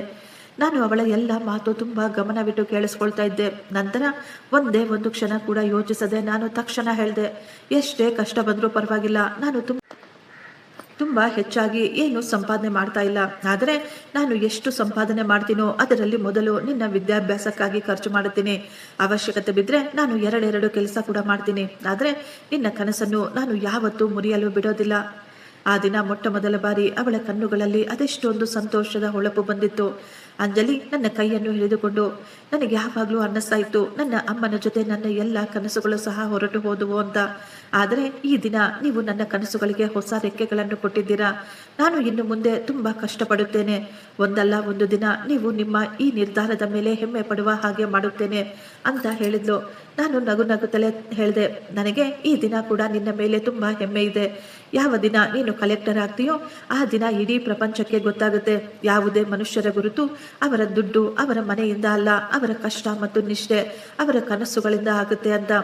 ಆ ದಿನ ರಾತ್ರಿ ನಮ್ಮ ಸಣ್ಣ ಮನೆಯಲ್ಲಿ ಕರೆಂಟು ತುಂಬ ಬಾರಿ ಹೋಗಿ ಬರ್ತಾ ಇತ್ತು. ನಮ್ಮ ಮನೆಯಲ್ಲಿ ಒಂದು ಸಣ್ಣ ದೀಪ ಮಾತ್ರ ಉರಿತಾ ಇತ್ತು. ಆ ಸಣ್ಣ ಬೆಳಕಿನಲ್ಲಿಯೂ ನಮಗೆ ನಮ್ಮ ಭವಿಷ್ಯ ತುಂಬ ನೀಟಾಗಿ ಗೋಚರಿಸುತ್ತಿತ್ತು. ಯಾಕೆಂದ್ರೆ ನಮ್ಮ ಬಳಿ ದುಡ್ಡು ಇರಲಿಲ್ಲ, ಆದರೆ ಭರವಸೆ ಇತ್ತು. ಎಷ್ಟೋ ಬಾರಿ ದುಡ್ಡಿನಿಂದ ಜೀವನ ಖಂಡಿತ ಬದಲಾಗುತ್ತೆ.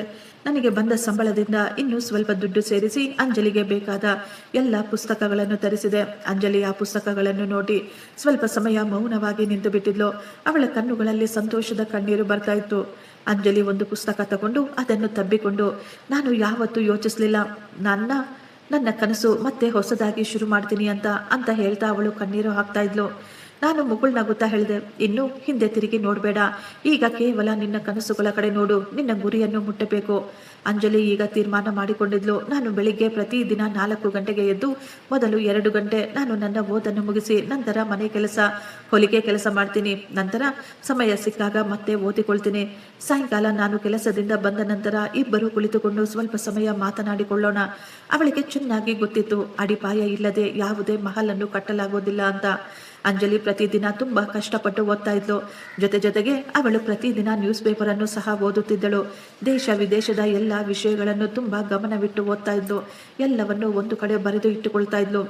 ನಾನು ಆಫೀಸಿನಿಂದ ಬರಬೇಕಾದ್ರೆ ನನಗೇನಾದರೂ ಕಾಣಿಸಿದ್ರೆ ಅಂಜಲಿಗಾಗಿ ಪುಸ್ತಕಗಳನ್ನು, ಪೆನ್ನುಗಳನ್ನು, ಕಾಪಿಗಳನ್ನು ತೆಗೆದುಕೊಂಡು ಬರ್ತಾ ಇದ್ದೆ. ಯಾಕೆಂದ್ರೆ ನನಗೆ ಚೆನ್ನಾಗಿ ಗೊತ್ತು ಈ ಖರ್ಚುಗಳೆಲ್ಲ ಇದೆಲ್ಲವೂ ನಮ್ಮ ಭವಿಷ್ಯಕ್ಕಾಗಿ ನಾವು ಹಾಕುತ್ತಿರುವ ಅಡಿಪಾಯ ಅಂತ. ಎಷ್ಟೋ ಬಾರಿ ಮನೆಯ ಖರ್ಚುಗಳು ಕಲಿಯಲು ತುಂಬ ಕಷ್ಟವಾಗ್ತಾ ಇತ್ತು. ಆದರೂ ನಾನು ಯಾವತ್ತೂ ಅಂಜಲಿಯ ವಿದ್ಯೆಯನ್ನು ಮಾತ್ರ ನಿಲ್ಲಿಸಲು ಬಿಡಲೇ ಇಲ್ಲ. ಅಂಜಲಿಯ ತಯಾರಿ ಪೂರ್ತಿಯಾದ ನಂತರ UPSC ಎಕ್ಸಾಮ್ಗಾಗಿ ಫಾರಂ ಅನ್ನು ಫಿಲಪ್ ಮಾಡಿದಳು. ಫಾರಂ ಸಬ್ಮಿಟ್ ಮಾಡಬೇಕಾದ್ರೆ ಅಂಜಲಿಯ ಕೈಗಳು ನಡುಗುತ್ತಿದ್ದವು. ಅಂಜಲಿ ಆ ದೇವರ ಮುಂದೆ ಕೈ ಜೋಡಿಸಿ ಕೇಳಿಕೊಳ್ತಾ ಇದ್ಲು, ನನ್ನ ಕಷ್ಟಕ್ಕೆ ನನಗೆ ಫಲವನ್ನು ಕೊಡಿ ಅಂತ. ಕೆಲವೇ ತಿಂಗಳಲ್ಲಿ ಅಂಜಲಿಯ ಮೊದಲ ಎಕ್ಸಾಮ್ ನಡೆಯಿತು. ನಾನು ಅಂಜಲಿಯನ್ನು ಸೆಂಟರ್ಗೆ ಬಿಡಲು ಜೊತೆಯಲ್ಲಿ ಹೋದೆ. ನಾನು ಮುಗುಳ್ನಗುತ್ತಾ ಹೇಳಿದೆ, ನೀನು ಹೆದರಿಕೊಳ್ಳಬೇಡ, ನೀನು ಕಷ್ಟಪಟ್ಟಿದ್ದಕ್ಕೆ ನಿನಗೆ ಖಂಡಿತ ಫಲ ಸಿಕ್ಕೇ ಸಿಗುತ್ತೆ. ಅಂಜಲಿ ಎಷ್ಟೋ ಆತ್ಮವಿಶ್ವಾಸದಿಂದ ತನ್ನ ಪರೀಕ್ಷೆಯನ್ನು ಬರೆದಳು. ನಾವಿಬ್ಬರೂ ರಿಸಲ್ಟ್ಗಾಗಿ ತುಂಬ ಎದುರು ನೋಡ್ತಾ ಇದ್ವಿ. ವೆಬ್ಸೈಟ್ ಓಪನ್ ಮಾಡಬೇಕಾದ್ರೆ ನಮ್ಮ ಹೃದಯ ಬಡಿತ ತುಂಬ ಜೋರಾಗಿತ್ತು. ಅಂಜಲಿ ಈಗ ಪಾಸ್ ಆಗಿಬಿಟ್ಟಿದ್ಲು. ಆ ಸುದ್ದಿ ನೋಡಿ ಅವಳ ಕಣ್ಣುಗಳಿಂದ ಸಂತೋಷದ ಕಣ್ಣೀರು ಬರ್ತಾ ಇತ್ತು. ಆ ದಿನ ನಮ್ಮ ಸಂತೋಷಕ್ಕೆ ಯಾವುದೇ ಹದ್ದುಗಳಿರಲಿಲ್ಲ. ಆದರೆ ನಮಗೆ ಚೆನ್ನಾಗಿ ಗೊತ್ತಿತ್ತು ನಮ್ಮ ಮುಂದೆ ಇನ್ನೂ ಕಠಿಣವಾದ ಪರೀಕ್ಷೆಗಳು ಇದ್ದಾವೆ ಅಂತ. ನಂತರ 3 ತಿಂಗಳು ಅಂಜಲಿ ಮೈನ್ ಪರೀಕ್ಷೆಗಾಗಿ ಕಷ್ಟಪಡ್ತಾ ಇದ್ಲು. ಅವಳು ಪ್ರತಿದಿನ ಎಷ್ಟೋ ಗಂಟೆಗಳವರೆಗೂ ಉತ್ತರವನ್ನು ಬರೆಯುವುದು ಪ್ರಾಕ್ಟೀಸ್ ಮಾಡ್ತಾ ಇದ್ಲು. ಕೊನೆಗೂ ಒಂದು ದಿನ ಪರೀಕ್ಷೆಯ ದಿನ ಕೂಡ ಬಂದು ಬಿಟ್ಟಿತ್ತು. ಎಷ್ಟೋ ಆತ್ಮವಿಶ್ವಾಸದಿಂದ ಅಂಜಲಿ ತನ್ನ ಪರೀಕ್ಷೆಯನ್ನು ಸಹ ಬರೆದಳು. ಎಷ್ಟೋ ತಿಂಗಳವರೆಗೂ ನಾವು ರಿಸಲ್ಟ್ಗಾಗಿ ಎದುರು ನೋಡುತ್ತಿದ್ದೆವು. ಅದರಲ್ಲಿ ಕೂಡ ಅಂಜಲಿ ಪಾಸ್ ಆಗಿದ್ದಳು. ಈಗ ನಮ್ಮ ಮುಂದೆ ಕೇವಲ ಇಂಟರ್ವ್ಯೂ ಮಾತ್ರ ಬಾಕಿ ಇತ್ತು. ನನ್ನಿಂದ ಎಷ್ಟು ಆಗುತ್ತೋ ನಾನು ಅಷ್ಟು ಅವಳಿಗೆ ಸಹಾಯ ಮಾಡ್ತಾ ಇದ್ದೆ. ಅಂಜಲಿ ಹೆದರಿಕೊಳ್ಳದೆ ಆತ್ಮವಿಶ್ವಾಸದಿಂದ ಎಲ್ಲ ಪ್ರಶ್ನೆಗಳಿಗೂ ಉತ್ತರ ಕೊಟ್ಟಿದ್ಲು. ರಿಸಲ್ಟ್ ದಿನ ನಾವು ತುಂಬ ಗಾಬರಿಯಾಗಿ ರಿಸಲ್ಟ್ಗಾಗಿ ಕಾಯ್ತಾ ಇದ್ವಿ. ರಿಸಲ್ಟ್ ಅನ್ನು ನೋಡಿದ ತಕ್ಷಣ ಅಂಜಲಿ ಸಂತೋಷದಿಂದ ಜೋರಾಗಿ ಕಿರುಚಾಡ್ತಾ ಇದ್ಲು, ಶಂಕರ್, ನನ್ನ ಹೆಸರು ಬಂದುಬಿಟ್ಟಿದೆ, ನಾನು IAS ಆಫೀಸರ್ ಆಗಿಬಿಟ್ಟಿದ್ದೀನಿ. ಅವಳ ಸಂತೋಷ ನೋಡಿ ನನ್ನ ಕಣ್ಣುಗಳು ಸಹ ತುಂಬಿ ಬಂದಿದ್ವು. ನಾನು ತಕ್ಷಣ ಅಂಜಲಿಯನ್ನು ದಬ್ಬಿಕೊಂಡೆ. ಆ ದಿನ ನನಗನ್ನಿಸುತ್ತಿತ್ತು ನಮ್ಮ ಕಷ್ಟಕ್ಕೆ ಆ ದೇವರು ಫಲ ಕೊಟ್ಟಿದ್ದಾರೆ ಅಂತ. ನಂತರ ಟ್ರೈನಿಂಗ್ ಶುರುವಾಯಿತು. ಟ್ರೈನಿಂಗ್ ಪೂರ್ತಿಯಾದ ನಂತರ ಅಂಜಲಿ ಕೆಲವು ಕಡೆ ಕೆಲಸ ಮಾಡಿ ಅನುಭವ ಪಡೆದುಕೊಂಡಳು. ಒಂದು ದಿನ ಅಂಜಲಿಗೆ ಸರ್ಕಾರ ಒಂದು ಜಿಲ್ಲೆಗೆ ಕಲೆಕ್ಟರ್ ಆಗಿ ನಿಯೋಜನೆ ಕೂಡ ಮಾಡಿದ್ರು. ಮೊಟ್ಟ ಮೊದಲ ಬಾರಿ ಕಲೆಕ್ಟರ್ ಆಫೀಸಿನಲ್ಲಿ ಕಾಲಿಟ್ಟಾಗ ಅಂಜಲಿಯ ಕಣ್ಣುಗಳಲ್ಲಿ ಸಂತೋಷದ ಕಣ್ಣೀರು ತುಂಬಿತ್ತು. ಬಹುಶಃ ಆ ದಿನ ಅಂಜಲಿಗೆ ತನ್ನ ತಾಯಿಯ ನೆನಪು ಬಂದಿತ್ತು ಅನ್ಸುತ್ತೆ. ಆ ತಾಯಿ ತನ್ನ ಕಷ್ಟಗಳಲ್ಲಿ ಕೂಡ ತನ್ನ ಮಗಳ ಕನಸಿಗಾಗಿ ಎಷ್ಟೋ ಕಷ್ಟವನ್ನು ಪಟ್ಟಿದ್ರು. ನನಗೂ ಅನ್ನಿಸುತ್ತಿತ್ತು ನನ್ನ ಜೀವನದಲ್ಲಿ ನನಗೆ ಬಹುದೊಡ್ಡ ಗೆಲುವು ಸಿಕ್ಕಿದೆ ಅಂತ. ನಾನು ಅಂಜಲಿಯನ್ನು ಕರೆದುಕೊಂಡು ಬರಲು ಹೋದಾಗ ಅಂಜಲಿ ಒಂದೇ ಒಂದು ಕ್ಷಣ ಕೂಡ ಯೋಚಿಸದೆ ಎಲ್ಲರ ಮುಂದೆ ನನ್ನನ್ನು ತಬ್ಬಿಕೊಂಡಿದ್ಲು. ಅವಳು ಅಳುತ್ತಾ ಹೇಳಿದಳು, ನನಗೆ ಈ ದಿನ ಕೂಡ ನಂಬಿಕೆನೇ ಬರ್ತಾ ಇಲ್ಲ. ಯಾವ ಹುಡುಗಿಗೆ ಒಂದು ಹೊತ್ತಿನ ಊಟ ಕೂಡ ಇರಲಿಲ್ವೋ ಈ ದಿನ ಅವಳು ಒಂದು ಜಿಲ್ಲೆಯ ಕಲೆಕ್ಟರ್ ಆಗಿದ್ದಾಳೆ ಅಂತ. ನಾನು ಮುಗುಳ್ನಗುತ್ತಾ, ನಿನ್ನ ಕನಸುಗಳು ಪೂರ್ತಿಯಾಗಿದ್ದಾವೆ, ನೀನು ಗೆದ್ದು ಬಿಟ್ಟಿದೀಯಾ ಅಂತ ಹೇಳಿದೆ. ಆದರೆ ಅಂಜಲಿ ಹೇಳಿದ್ಲು, ಇಲ್ಲ, ಇದು ನನ್ನ ಒಬ್ಬಳ ಕನಸಲ್ಲ, ನನ್ನ ಒಬ್ಬಳ ಗೆಲುವಲ್ಲ. ನೀವು ನನ್ನ ಕೈಯನ್ನು ಹಿಡಿದುಕೊಳ್ಳಲಿಲ್ಲ ಅಂದಿದ್ರೆ, ನೀವು ನನ್ನ ಮೇಲೆ ಭರವಸೆ ತೋರಿಸಲಿಲ್ಲ ಅಂದಿದ್ರೆ, ನೀವು ನನಗಾಗಿ ರಾತ್ರಿ ಹಗಲು ಎನ್ನದೇ ಕಷ್ಟಪಡಲಿಲ್ಲ ಅಂದಿದ್ರೆ ನಾನು ಯಾವತ್ತೂ ಇಲ್ಲಿಯವರೆಗೂ ಬರಲು ಸಾಧ್ಯವೇ ಇರಲಿಲ್ಲ. ಇದು ನಮ್ಮಿಬ್ಬರ ಗೆಲುವು, ಇದು ನಮ್ಮಿಬ್ಬರ ಕನಸು. ಕೆಲವೇ ದಿನಗಳಲ್ಲಿ ಸರ್ಕಾರದ ಕಡೆಯಿಂದ ಅಂಜಲಿಗೆ ಇರಲು ಒಂದು ದೊಡ್ಡ ಬಂಗಲೆ ಸಿಕ್ಕಿತ್ತು. ನಾವು ಮೊಟ್ಟ ಮೊದಲ ಬಾರಿ ಆ ಬಂಗಲೆಯ ಒಳಗೆ ಹೋದಾಗ ನಾವು ಸ್ವಲ್ಪ ಸಮಯ ಮೌನವಾಗಿದ್ವಿ. ನಮಗೆ ನಮ್ಮ ಸಣ್ಣ ಹಳೆಯ ಮನೆ ನೆನಪಿಗೆ ಬರ್ತಾ ಇತ್ತು. ಆ ಮನೆ ಪೂರ್ತಿಯಾಗಿ ಸೋರ್ತಾ ಇತ್ತು. ಎಷ್ಟೋ ಕತ್ತಲ ರಾತ್ರಿಗಳು. ಸಣ್ಣ ದೀಪದಲ್ಲಿ ನಾವು ವಾಸವಿದ್ದೆವು. ಆ ಸಣ್ಣ ದೀಪದಲ್ಲೇ ಅಂಜಲಿ ತನ್ನ ಕನಸುಗಳನ್ನು ಕಟ್ಟಿಕೊಂಡಿದ್ಲು. ಈ ದಿನ ಆ ದೇವರು ಈ ಎಲ್ಲ ಕನಸುಗಳಿಗೆ ಫಲವನ್ನು ಕೊಟ್ಟಿದ್ದರು. ಮಾರನೆಯ ದಿನ ಪೇಪರ್ನಲ್ಲಿ ಅಂಜಲಿಯ ದೊಡ್ಡ ಫೋಟೋ ಪ್ರಕಟಿಸಲಾಯಿತು. ಅದರ ಕೆಳಗೆ ಬರೆಯಲಾಗಿತ್ತು, ಬಡತನದ ಹೆಣ್ಣು ಮಗಳು ತನ್ನ ನಿಷ್ಠೆ ಮತ್ತು ಕಷ್ಟದಿಂದ IAS ಆಗಿ ನಮ್ಮ ಪೂರ್ತಿ ಜಿಲ್ಲೆಗೆ ಎಷ್ಟೋ ಗೌರವ ತಂದುಕೊಟ್ಟಿದ್ದಾಳೆ. ಈ ಸುದ್ದಿ ನನ್ನ ಹಳೆಯ ಮನೆಗೂ ಸಹ ಹೋಗಿ ತಲುಪಿತು. ಮಾರನೆಯ ದಿನವೇ ನನ್ನ ಅಮ್ಮ, ದೀಪಾ ಮತ್ತು ನನ್ನ ತಮ್ಮ ಮೂವರು ನಮ್ಮ ಬಂಗಲೆಯ ಹೊರಗೆ ಬಂದು ನಿಂತುಕೊಂಡಿದ್ರು. ಅವರು ಸೆಕ್ಯೂರಿಟಿಗೆ ಹೇಳ್ತಾ ಇದ್ರು, ನಾವು ಅಂಜಲಿ ಮತ್ತು ಶಂಕರ್ನನ್ನು ಭೇಟಿಯಾಗಬೇಕು ಅಂತ. ನಮಗೆ ಸುದ್ದಿ ತಿಳಿದಾಗ ನಾವಿಬ್ಬರು ಹೊರಗೆ ಬಂದಿದ್ವಿ. ಅಮ್ಮನ ಕಣ್ಣುಗಳಲ್ಲಿ ನೀರು ತುಂಬಿತ್ತು. ಅವರು ಅಂಜಲಿಯ ಮುಂದೆ ಕೈ ಜೋಡಿಸಿ ನಡುಗುತ್ತಾ ಹೇಳಿದ್ರು, ಮಗಳೇ, ನಮ್ಮನ್ನು ಕ್ಷಮಿಸಿಬಿಡು. ನಾವು ನಿನ್ನನ್ನು ಯಾವತ್ತೂ ಅರ್ಥ ಮಾಡಿಕೊಳ್ಳಲಿಲ್ಲ. ನಾವು ನಿನ್ನ ಬಡತನವನ್ನು ನೋಡಿ ನಿನಗೆ ಎಷ್ಟೋ ಅವಮಾನ ಮಾಡಿದ್ವಿ. ಆದರೆ ನಮಗೆ ಈ ದಿನ ಅರ್ಥವಾಗಿದೆ, ಮನುಷ್ಯರ ನಿಜವಾದ ಗುರುತು ಅವರ ದುಡ್ಡನ್ನು ನೋಡಿ ಅಲ್ಲ, ಅವರ ಬಟ್ಟೆಗಳನ್ನು ನೋಡಿ ಅಲ್ಲ, ಅವರ ಸಂಸ್ಕಾರವನ್ನು, ಅವರ ಕಷ್ಟ ಮತ್ತು ಚರಿತ್ರೆಯನ್ನು ನೋಡಿ ಅಲಿಯಬೇಕು ಅಂತ. ನಾನು ಸ್ವಲ್ಪ ಸಮಯ ಮೌನವಾಗಿ ನಿಂತುಕೊಂಡಿದ್ದೆ. ನಂತರ ತುಂಬ ಶಾಂತವಾಗಿ ಹೇಳಿದೆ, ಅಮ್ಮ, ಈ ದಿನ ಅಂಜಲಿ ಕಲೆಕ್ಟರ್ ಆಗಿದ್ದಾಳೆ ಅಂತ ನಿಮಗೆ ಅವಳ ನೆನಪು ಬಂದಿದೆ. ಈ ದಿನ ಅವಳು ಅದೇ ಬಡತನದಲ್ಲಿ ಇದ್ದಿದ್ರೆ ನೀವು ಅವಳನ್ನು ಭೇಟಿಯಾಗಲು ನಮ್ಮ ಸೊಸೆ ಅಂತ ಹೇಳಿಕೊಳ್ಳಲು ಬರ್ತಾ ಇದ್ರಾ? ನನ್ನ ಪ್ರಶ್ನೆಯನ್ನು ಕೇಳಿ ಅವರು ಏನೂ ಮಾತನಾಡಲಿಲ್ಲ. ಸ್ವಲ್ಪ ಸಮಯ ಅಲ್ಲಿ ಮೌನ ಆವರಿಸಿತ್ತು. ಯಾರ ಬಳಿಯೂ ನನ್ನ ಪ್ರಶ್ನೆಗೆ ಉತ್ತರವೇ ಇರಲಿಲ್ಲ. ಆದರೆ ಅಂಜಲಿ ಮುಂದೆ ಬಂದು ಅಮ್ಮನ ಕೈಗಳನ್ನು ಹಿಡಿದುಕೊಂಡು, ಅತ್ತೆ, ನಾನು ಯಾರನ್ನು ದ್ವೇಷ ಮಾಡೋದಿಲ್ಲ. ಕಳೆದು ಹೋದದ್ದನ್ನು ಯಾರೂ ಬದಲಾಯಿಸಲು ಸಾಧ್ಯವಿಲ್ಲ. ಆದರೆ ನಾನು ನಿಮ್ಮೆಲ್ಲರ ಬಳಿ ಒಂದೇ ಒಂದು ಮಾತು ಹೇಳಲು ಬಯಸುತ್ತೇನೆ. ಯಾವಾಗಲೂ ಯಾರಾದರೂ ಬಡವರನ್ನು ಅವರ ಬಡತನ ನೋಡಿ ಅವರು ಚಿಕ್ಕವರು ಅಂತ ಅಂದುಕೊಳ್ಳಬೇಡಿ. ಕಷ್ಟಪಡುವವರು ಒಂದಲ್ಲ ಒಂದು ದಿನ ಅವರ ಹಣೆ ಬರಹವನ್ನು, ಅವರ ಭವಿಷ್ಯವನ್ನು ಅವರು ಬದಲಾಯಿಸಿ ತೋರಿಸ್ತಾರೆ. ಅವಳ ಮಾತು ಕೇಳಿ ಅಮ್ಮ ಅಳಲು ಶುರು ಮಾಡಿದ್ರು. ಅವರು ಅಂಜಲಿಯನ್ನು ತಬ್ಬಿಕೊಂಡಿದ್ರು. ಆಕಾಶ್ ಮತ್ತು ದೀಪಾ ಕೂಡ ನಾಚಿಕೆಯಿಂದ ತಲೆ ಬಗ್ಗಿಸಿಕೊಂಡು ನಿಂತ್ಕೊಂಡಿದ್ರು. ಆ ದಿನ ನನಗೆ ಮೊಟ್ಟ ಮೊದಲ ಬಾರಿ ಅನ್ನಿಸ್ತಾ ಇತ್ತು, ಜೀವನದ ಅತಿ ದೊಡ್ಡ ಗೆಲುವು ದೊಡ್ಡ ಆಫೀಸರ್ ಆಗುವುದರಲ್ಲಿ ಇಲ್ಲ, ಜನರನ್ನು ಅವರ ದುಡ್ಡಿನಿಂದ ಲೆಕ್ಕ ಹಾಕುವ ಜನರ ಆಲೋಚನೆಗಳನ್ನು ಬದಲಾಯಿಸುವುದರಲ್ಲಿ ಇದೆ ಅಂತ. ಅದೇ ದಿನ ನಮ್ಮ ಜೀವನದ ಸಂಘರ್ಷಗಳ ಕತೆ ಮುಗಿದು ಹೋಗಲಿಲ್ಲ, ಇನ್ನೂ ಸಫಲವಾಗಿ ಮುಂದೆ ಸಾಗಿತ್ತು. ಫ್ರೆಂಡ್ಸ್, ಈ ಸ್ಟೋರಿ ನಿಮಗೆ ಇಷ್ಟವಾಗಿದ್ದರೆ ಒಂದು ಲೈಕ್ ಮಾಡಿ ಮತ್ತು ನಮ್ಮ ಚಾನಲನ್ನು ಸಬ್ಸ್ಕ್ರೈಬ್ ಮಾಡಿಕೊಳ್ಳಿ. ಥ್ಯಾಂಕ್ ಯು, ಧನ್ಯವಾದಗಳು.